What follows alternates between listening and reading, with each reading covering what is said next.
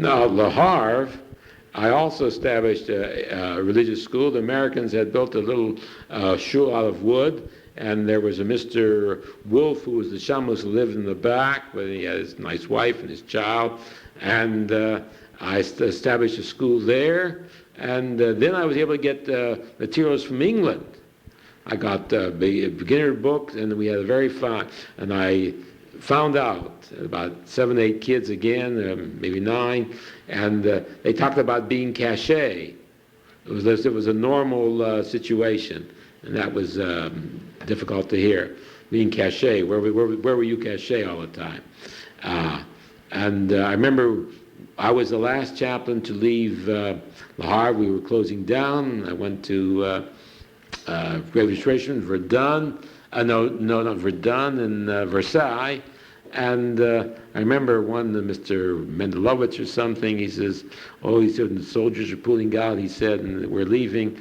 What a great shock it is to them. They felt so secure that we were there. That grave registration, and from then, I went to the shul in Chalons when I was in Reims.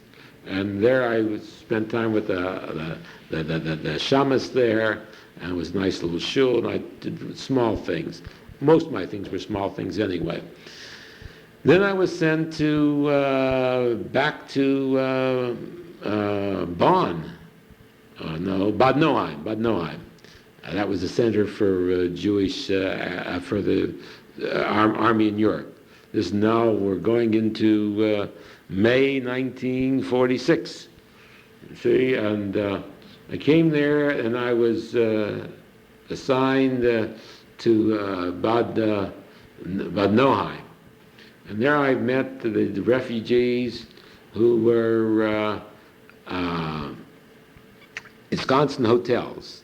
There was a Gudenik refugees, and there was the other ordinary refugees of the non-believers. And I was shocked and dismayed that so many of the Jewish from the non-believers were dating German girls. That's the way it was. It just I wouldn't even talk to the Germans, and they were dating them. But I went and doing small things, getting electric razors and getting cigarettes. No big deals. I sat and I learned Gemara with them once with the Gudeniks. I came in, they say, we're learning Gemara. Would you like to say it for us? I guess that was one of their understanding where American chaplains didn't know anything. So what I remember was Chenvel Pinkaso. I explained the Gemara to them. My Yiddish wasn't too good, but it was good enough, and they got a different understanding about Judaism. Then one of the guys told me that when Herschel Schachter came to Dachau and he spoke to them in Yiddish, then they knew the day or two after they were liberated, a couple of days, then they knew they were freed. Until then, they had no idea. They couldn't understand freedom. That's how much the slavery was upon them. Then I went to Firth Nuremberg, and at Firth Nuremberg, we had a shul started. There was a Rabbi Shapiro there. We had Schlachtos and everything else. There was a GI shul, and one of it's in the compound there, of an older shul. And we had 10, 15 civilians. We had about 20 GIs. We ran the services there. About a nice experience. There was this Streicher's farm, and I went to visit Streicher's farm, and I found the people very, very indignant and upset and unhappy with the whole situation of the refugee, they're being saved and all that. But they were running the farm, a bunch of Jews. And I visited them, talked with them. I arranged to have two representatives, to go with me to the trial, to hear the trials in Nuremberg. I went down, I got the papers and all that, and some Jewish people in the judge advocate office helped me, and went down the Jeep, brought them in, and coming there, she said, one of the girls sitting back of the Jeep said, she's through with Judaism. She had a beautiful Jewish house someplace in Czechoslovakia, Prague or someplace, candles, Shabbos, and Frumkeit and everything else, and kashrus, but God has destroyed it all. She's through with all that. And then coming back, when she saw those people, all of the Streicher and Gehring and all of them being subjected to judgment. Come back in the Jeep, she says, I'm not going to let Hitler win, I'm going to Israel. She had papers come to America, and she tore them up right then and there. I'm going to Israel, I'm going to reestablish family just like my father had it. Why should Hitler win? We're going to win. And that was what she told me. Now, answering the questions. I was not involved in getting packages from America. I would pick up things from the Jewish personnel and distribute them. I remember outside of Firth, there was a Jewish concentration camp. I became their postman. They had traveled post. They would give it to me. I'd send things out through the Postal Service of the United States. I'd pick up things from the fellas that were good to be sold on the black market, small things, shaving cream and soaps and candies and cigarettes and things like that. I would bring to them. I remember one fellow, there was the Solkova from someplace around Munkac in Hungary, in Tissa. He was sitting and studying, and he needed things, and so I brought him things because he wasn't much of a businessman. And it was small. I didn't do big things, only small things. Well, 5 very small. And what response the Jews and Gentiles here when you needed their assistance? I had nothing to do with the Gentiles, as I told you. It was positive. You can talk to them. They'd go along with you. And Jewish people would give you the passes and things, and they'd get candy and small things if you wanted them. And oh, by the way, we ran a drive to help the French Jews. The Daltroff, who was the richest guy in Verdun, he wouldn't give anything. He claimed he was a refugee. He lost so much. Think how much he got back. But the GIs came through. Shavuos, they gave money for the use of things. What was the American Army reaction to your activities? No, nothing. I was in the lower echelons, and I could get a small favor here, a small favor there, some clothing at times, and small things like that. But most of the great things were done at a high level. Was going to be a hotel was going to give to Jews, or this would give them a transportation. That all came from a higher level. But the attitude of the Americans was very positive toward the Jewish people. They really wanted to help them. Do you have any contact with the JDC? I would say I saw some of their workers here in Yon, not very much. I don't know too much about them. You work with the Jewish agency? None of them whatsoever. UNRWA, yes, I saw Rabbi Rosenberg from UNRWA. He asked me my opinion on a few things, but I knew about their work and the trucks and all that, but none of it. Liabet, very little, or nothing. What Jewish organizations? Nothing. I was doing everything on my own. But they were only small things. I wasn't called upon. DP's in U.S. Army? Nope. I was not called upon to do that either. And I was 14. 15, I gave you a few examples of my work in concentration camps. I remember I went to a small town once where the fellow came to me. He was out doing work that they stole a Jewish house away. Went to the mayor. I just stood there with my Jeep and the fellow with the gun, and he did the talking, and things were moved to get the house back to someone who owned it. Collect guns, and I remember 1 or 2 guns, the handguns I gave to a drive once. Were you involved in working with other Jewish chaplains, Jewish refugee problems? I would say no. Jewish chaplains of 1944, 1948, I'll give the Jewish chaplains were so anxious and desirous to do as much as they can. I remember the day I went in the Army, it was a Rabbi Besdin. We both went in together. I came back from the Army, I was in the subway train, I met him. He was sent to Louisiana and to Alaska. And I was sent to Europe and had these small help I could do. He asked me about it, I told him a few things. He actually cried on the subway train that he was sent to Alaska and could not work with the Jewish people. The zeal, the desire was there. Wherever they were, they did whatever they could because it was just natural. You just had to be called upon. What do you think would happen if you had not been there at that time? I don't think nothing.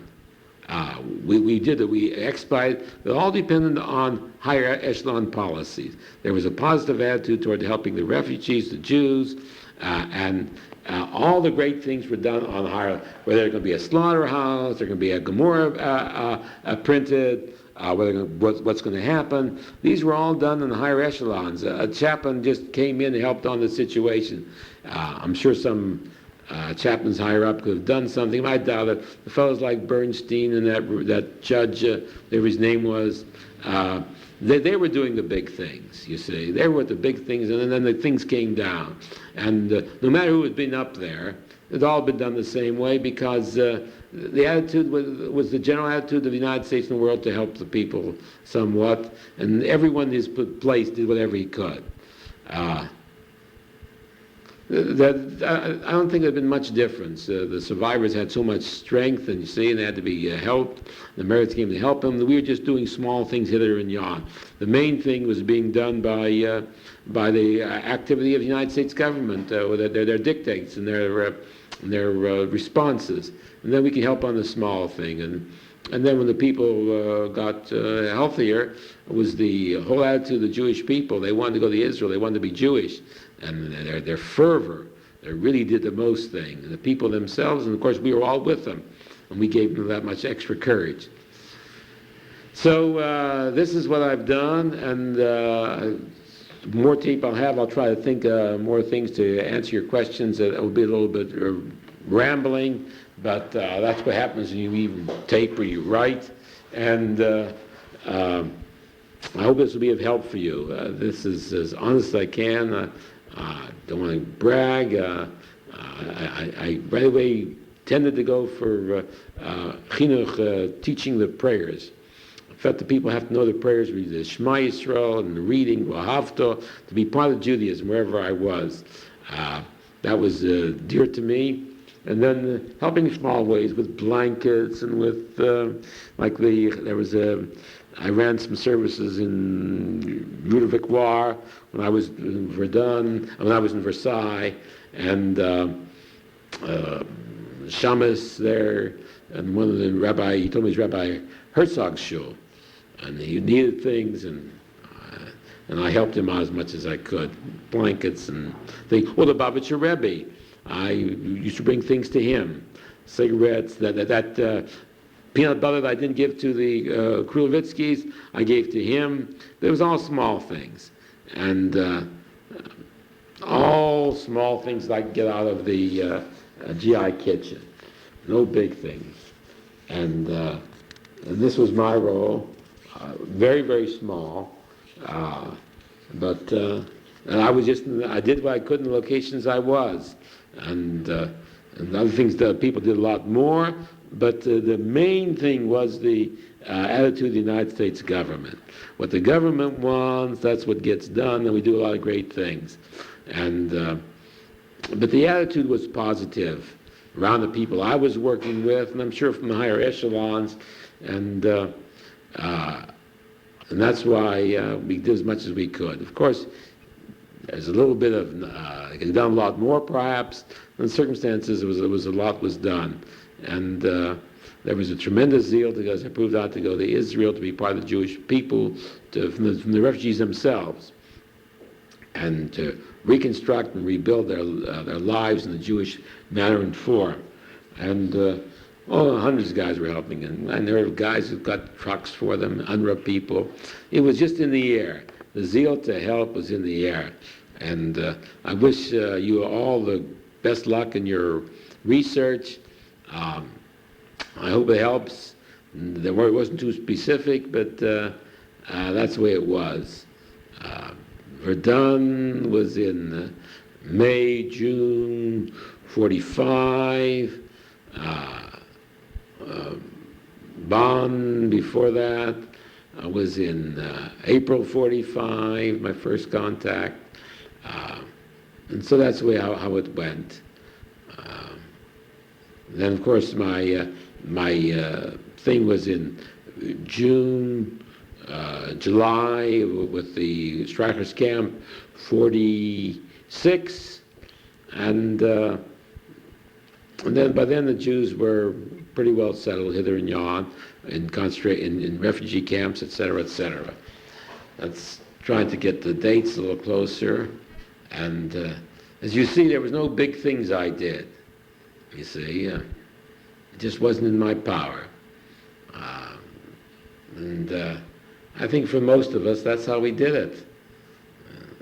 I can't see you couldn't do more than what you can do. You were with your unit and you found things around you to help, you helped. But you couldn't go up to see General Eisenhower because you had nothing to do with him, you see.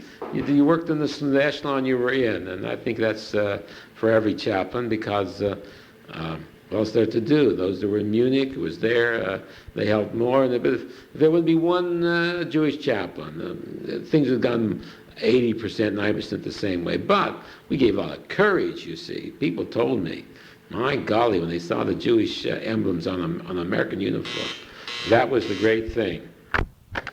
Well, no, wait a second. May I put a caveat in what I was saying here? Namely, I, like most people, try to make the things that we do sound bigger than they are.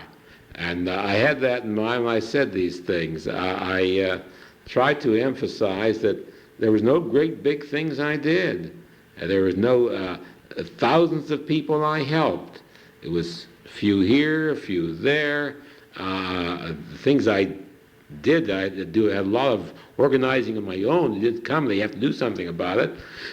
Was this, the cheters I made. Made one in Verdun. They were all in France, by the way. And one in Rouen, and one in Le Havre.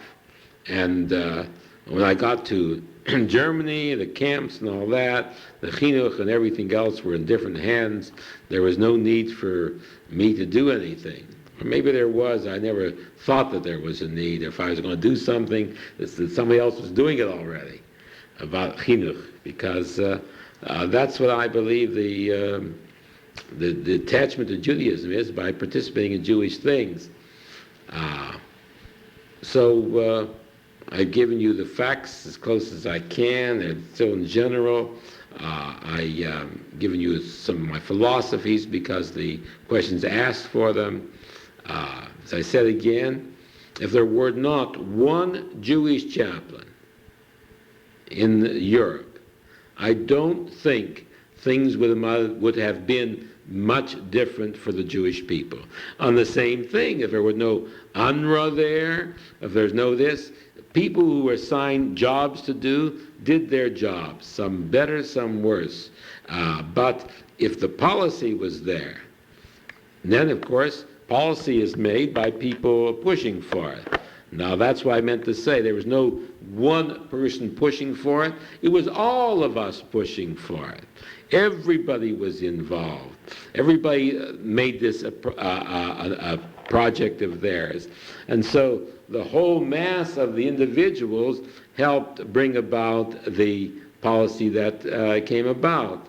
And these confrontations, I remember once I had a conversation with Bernstein in Frankfurt, and he was busy. Now, he did great things. He had a lot of charisma.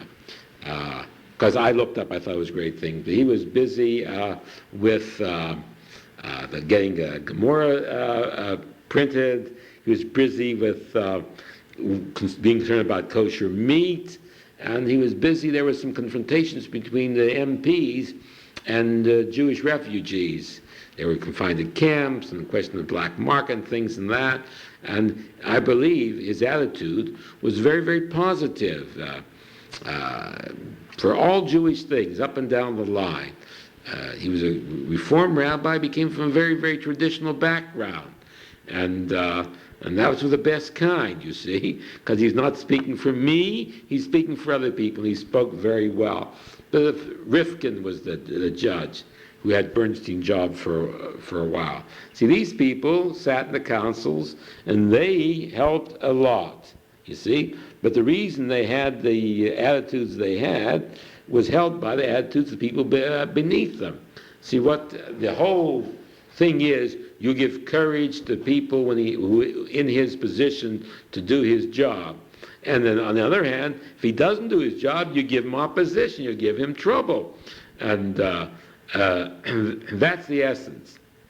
The attitude of all Jewish chaplaincy, and the attitude of the mass of the Jews, and the attitude of the mass of the refugees was to do something, and it was falling on fertile ground because the war and the fighting of the Germans, and this is one of its goals, gave them the attitude to feel that way.